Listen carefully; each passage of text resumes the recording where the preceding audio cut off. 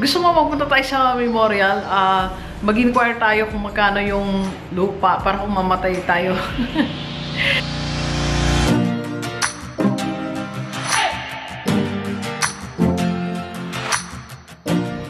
Alright, positive day, Gilibers. This is Dr. Gigi Disunga from My Change Project. Magandang hapon sa lahat ng mga Gilibers natin. And sa first time po tayo panood sa aking YouTube channel, thank you very much. Baba lang natin to. Please subscribe. Click mo na po yan, Doc Gigi Disunga. And sa lahat ng gusto magpa-code sa atin, online muna tayo. And if you want to start, advertise, or improve your business, message ka lang 0939-525-4311 or sa aking FB page, Dr. Gigi Disunga. Alright, so, sagutin natin na isang tanong pero bago yan, lahat ng gusto pala na makipag-partner sa atin, if you want to join my lineup of investors, message ka lang.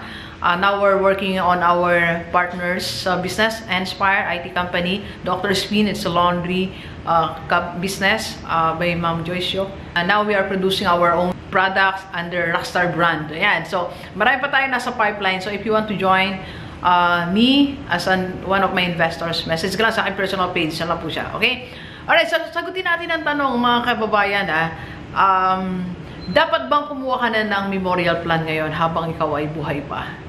Diba? So, ang daming ganun eh. Diba? Nakikita natin, narinig natin, nagbabayad na ng ganito and all that. So, tama ba na kumuha tayo ng memorial plan? Naalala ko yung kapatid ko, nasa US, bumalik na sila ngayon eh. Sabi niya sa akin, mag-show mo eh. Gusto mo magpunta tayo sa memorial, mag-inquire tayo kung magkano yung lupa para kung mamatay tayo. Sabi ko, ikaw na lang, parang ayoko siyang ayoko siya i-discuss, okay? Ayoko siya, sabi ko gano'n. So, ikaw na lang magpunta, tapos, bahala na. Ginoko pa nga siya, sabi ko, pag namatay mo, ako, papalibing nyo naman ako eh. But anyway, so, masyado siyang pag-usapan, pero realidad ng buhay kasi yan eh. Pero tama ba na unahin mo siya? Na isingit mo na maghulog ka ng 1,500 or 1,500, 2,000. Hindi ko alam ang rates. Wala tayong personal experience sa pagbabayad. Pero tama ba na unti-unti bayaran mo na ang iyong memorial plan? Okay? So, ito pong pag-usapan natin ay ayon lang sa opinion ni Doc. Pananaw ko sa buhay. Okay? So, kanya-kanya tayong opinion. But as a business coach po, ito ang aking stand dito. Okay? Pero basahin muna natin. According to Google, ang meaning ng memorial plan. Ang memorial plan po, sabi niya, in a nutshell, ang memorial or life plan is a prepaid service that includes provision of memorial services, a casket of choice, and a host of other benefits. Okay? So, yan tatlong yan ang kasama. And, ito pa, kaya sa memorial sa plan, it's a prepaid, therefore, it is cheaper. Mas mura siya pag kinuha mo siya ng buhay ka kaysa sa namatay ka. Kaya mas maraming kumukuha. Okay? So, pag binayaran mo siya ng, yun nga, mas mura siya, tapos na-installment mo pa siya. Unlike kung biglaan mo siyang kunin at ikaw namatay, mas mahal. Kaya maraming tao, naghahanda sila. Pero ang tanong, dapat nga ba na ngayon pa lang, naguhulog ka na ng pera mo para sa pampalibing sa'yo, sa kabaong mo, sa service, sa lahat ng iba mo expenses. Tama ba yun? Okay? So, ayan pag-aralan natin habang tayo nagkakape. Ito po sagot natin. Para sa akin, okay lang yon, but that's not your priority. Hindi siya dapat ang maging prioridad mo. Yung pagkaroon mo ng trabaho, yun na talaga kinuha mo, yun natupag mo. O ngayon, yun na talaga pinagandaan mo. Diba? So, nagnguha na tayo ng budget natin na 1,500. Kumuha na tayo ng budget natin para doon, para sa memorial plan natin. So, para sa akin, una-una, it should not be your priority. Hindi siya. Okay? And number two, bukod sa hindi siya priority, yung pangalawang tingin ko, hindi ka dapat doon nakatingin eh. Sa pagpatay ka, tumingin ka sa, instead of paying for that land na ilalagay mo sa sarili mo, pero sa akin, magbayad ka na lang kaya ng, kung ayaw mo ng iba-ibang bagay, magbayad ka ng future, mag-ipon ka ng future travel. Mas para magaan sa akin, magbayad ako ng 1,000 a month para makapag-travel ako in 2 years. Hindi ko alam, sabi ko nga, pananaw to ni Doc eh. Pananaw ko to. Mas magaan sa akin na pag-ipunan mo na makabili ako ng kotse. Kasi pag-ipunan ko ang tawag dito, yung pambuburol sa akin. Alright? So, yun yung pangalawa. Okay? Pangatlo, okay siya, pero after these 3 things. Okay? Meron ka munang dapat unahin bago siya. Again, ulitin ko, wala din masama kung nagawa mo na itong 3 na to para sa akin. Okay? So, una, instead of thinking about that, alam mo, pag inisip mo kasi yan, pati energy mo, bumababa eh. Alam mo yun? Pati yung ano mo, naisip mo na yung, alis na ako, paano? Alam mo yung salip na maging excited ka sa buhay, nagiging mas ano ka eh, bumababa yung energy level mo, kapatid eh. Imagine mo, pag-usapan mo, yung nagbabayad ka monthly para sa pagpatay na ako, alam mo. Imagine mo yun? Di ba mas ano siya eh, parang, yun nga, parang pag kukuha ka ng 1,000 sa pera mo, eto, pamburol ko to. Diba? Anong ko? Pamburol ko to eh, diba? Pero pag sabi ko, 1,000, eto, pampunta ko ng US eh. Eto, pangkuha ko to ng visa. Eto, pang-apply ko to eh.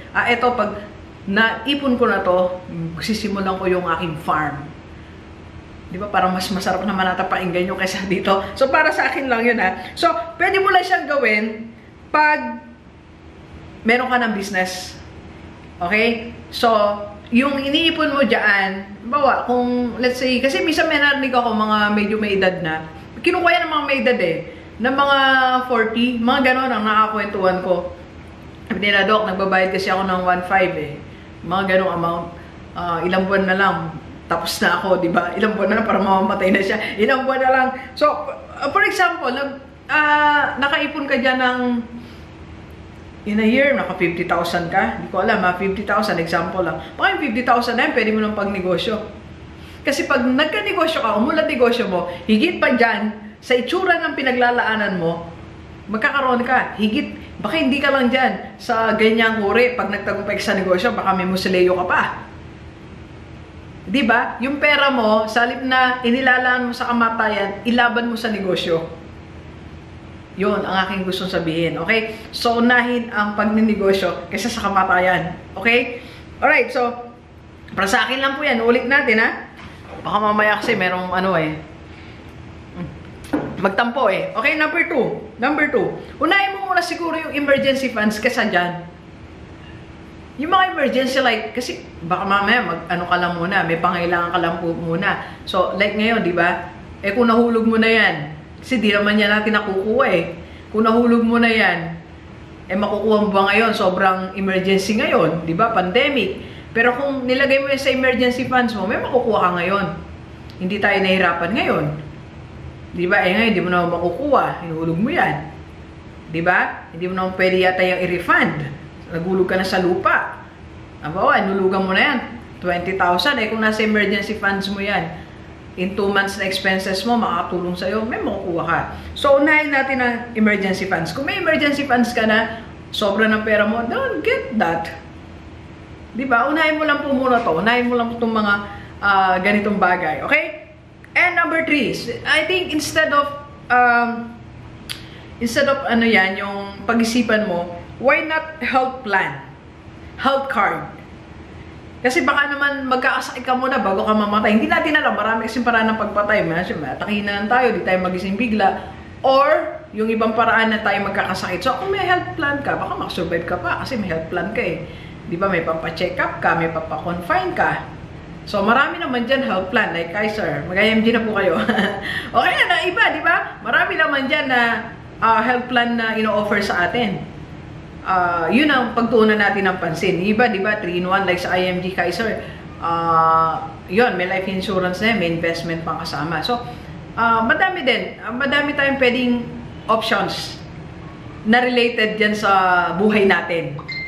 Di ba? So, related sa buhay natin. Magkaroon tayo ng health plan. Okay? So, yun. Siguro pag okay ka na, may business ka, may emergency funds ka, meron kang health plan. So, tapos, pag tinina mo yung pera mo, sobrang budget mo, kumikita yung negosyo mo, then why not get? That's the right time na kumuha. Ako rin naman kukuha siguro niyan, mga, hindi mo na ngayon eh. Tsaka parang kinikilabutan siya ako. Sabi ko nga sa kanila, meron naman ako niyan eh, may benefit ako sa IMG. Ibig sabihin po, hindi ko siya ngayon priority. Pero siguro pag dumating yung time, pag Di na tayo masyadong busy, maisip mo, ano, mamamatay din ako isang araw, sige, kunin ko na yung place na gusto ko, bayaran ko na, tapos, pero may pinagbili naman kasi ako kasi may mga certain money naman ako na pampaganyan. Pampaganyan talaga sila. So, pinagbili na ko na sila, yung kulay, pati susuot ko, pati mga dalaw ng Gilivers, gano'n. Ba't ba nauwi tayo dyan? But anyway, so, ito po ay sarili ko lang opinion sa iyong memorial plan. So, if you want to get it, okay lang po. Pero, para sa akin, unahin mo na ibang bagay na kailangan mo habang buhay ka. Eventually, yung mga bagay na to, pag inunan mo, magkakaroon ka ng income na pwede mong ilagay dyan lahat. Okay? Sa ating kamatayan. Okay? Alright? So, yan. So, please share this video sa lahat ng mga kaibigan natin, kahit OFW, dito sa Pilipinas, para sama-sama tayo mabagot mula dating buhay. Thank you very much, Gilivers. Enjoy the rest of the day. Let's go, let's go.